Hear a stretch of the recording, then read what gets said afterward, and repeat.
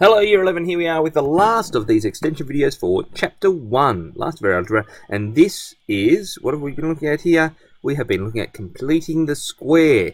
Now, one of the things that we sort of learn completing the square for, I mean, it's got a couple of applications. It can be an interesting way of examining quadratic equations, right, of rearranging those. It can be a good way of dealing with circles, but the main thing is, what we are doing is we are taking a perfectly fine equation and sort of forcing it to comply with a set of standards. We want to express it in a particular form. And that's what we're trying to do. Not necessarily to solve things or anything else, but we are trying to sort of squash it into a standard way of expressing things that's perhaps easier to understand. Now, let's have a look and see what that means. And I think 6D is a particularly good example of what I'm talking about there is, I've got this expression here, well, this expression, and I want to put it in this form here for some unknown reason, right? But I want to express that as a square minus something outside of x plus something. That might be some particular sort of an equation. It might describe some situation where A, B, and C have some meaningful sort of value, which I cannot determine from this perfectly fine expression here. So we're going to take this expression and try to mold it into this format, and then we'll be able to read off what A, B, and C are. Okay, so let's have a look here. We're going to write it as this: y squared minus 6x plus 16y plus 94. Now, I'm going to have to keep writing all this stuff. Equals y plus c all squared. Okay, that tells me I'm going to need to complete the square on y. Minus b outside of x plus a. Right, I don't have anything left over. Okay, everything is going to sort of fit in here. I don't have a constant on the end. Right, that tells me what I'm going to do is I'm going to have to complete the square first, and then factorize the other two terms afterwards. So I've got a y squared and a 16y, so my square is going to be y plus 8. All squared is the only way to get the y squared and the 16y.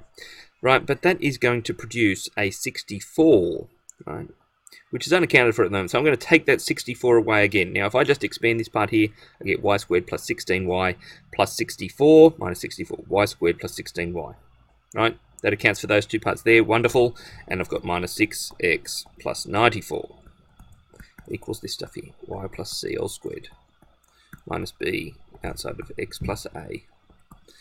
Okay, now we've got this. Let's tidy this up a little bit more. And if I do the 94 minus the 64, I see that I get plus 30. Okay, so I've got y plus 8 all squared. I'm just sort of rushing through here a little bit. Now I'm going to take a 6 outside of, because it's got to be an x, not 2x or minus x or anything like that. I need that inside the brackets to have an x. So I'm going to divide what's left by negative 6. X, and I said that we would end up with 30 here, so minus 5. Right, if I expand that out, I get minus 6x plus 30, right, which is what this here is.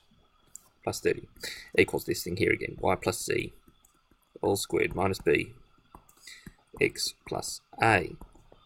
Okay, so now I can read off a, right, because we match this pattern up neatly here. We've got a y plus something all squared minus something outside of x plus something.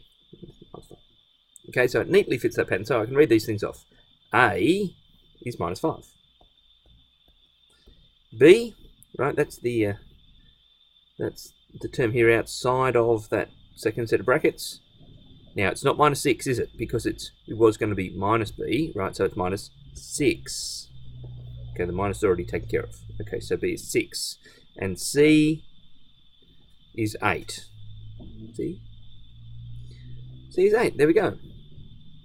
So that's a curious sort of a question, but it is a really handy way of doing things later on down the track, is taking an expression and re-expressing it.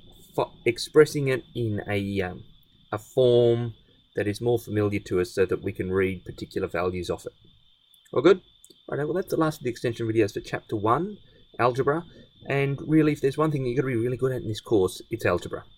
This might be something to come back at whenever you've got a spare time, whenever you've got a spare moment, and if there's not a stack of homework to be done, you're sort of looking for something to do, trying to get a bit of extra study and revision done, I would try to become an algebra expert before I became an expert in any of the other topics. Work on these.